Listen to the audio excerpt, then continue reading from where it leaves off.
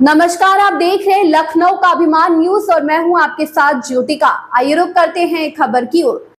Delhi budget पर LOP आतिशी ने कहा, आज का बजट जिसे भाजपा ने सदन में पेश किया है, अगर एक शब्द में कहा जाए तो यह हवाई बजट है। इस 1 लाख करोड़ रुपए के बजट का कोई आधार नहीं है। दिल्ली सरकार को कहीं से भी 1 लाख करोड़ रुपए का राजस्व नहीं मिलने वाला है। इसलिए हमने कल सवाल उठाया था कि आर्थिक सर्वेक्षण सदन में क्यों नहीं पेश किया गया। उन्होंने सदन में आधारहीन बजट पेश किया है। अगर प्रतिशत आवंटन देखें तो 10 साल में पहली बार शिक्षा बजट 20% से नीचे चला गया है। पहली बार शिक्षा को केवल 19% बजट आवंटित किया गया है।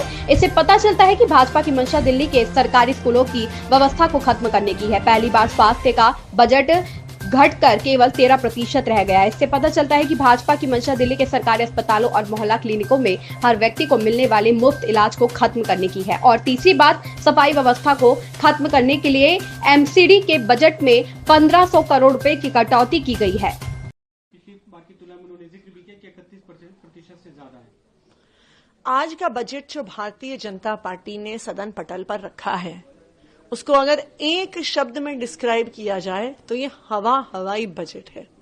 इस 1 लाख करोड़ के बजट का कोई आधार नहीं है। दिल्ली सरकार के पास 1 लाख करोड़ का राजस्व कहीं से नहीं आने वाला है।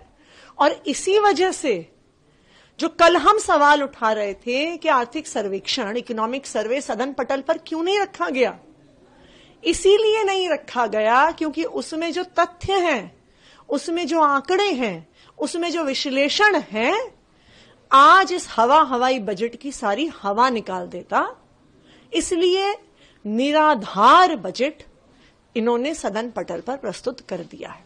लेकिन विभागीय तौर पर विभाग को पिछली बार की तुलना में बढ़ोतरी ही है। जैसे आपके समय में 16,000 करोड़ का शिक्षा का बजट था, उन्होंने 19,000 करोड़ से ज्यादा कर दिया। इसका उन्होंने कई बार जिक्र भी किया कि हर मद में हम पैसे बढ़ा रहे हैं।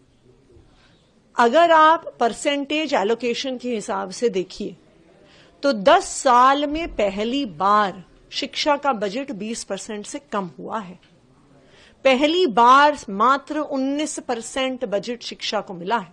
ये क्या दिखाता है कि भारतीय जनता पार्टी का इरादा है दिल्ली के सरकारी स्कूलों की व्यवस्था को ध्वस्त करना। इस खबर में बस इतना ही। बने रहिए लखनऊ का अभिमान न्यूज के साथ।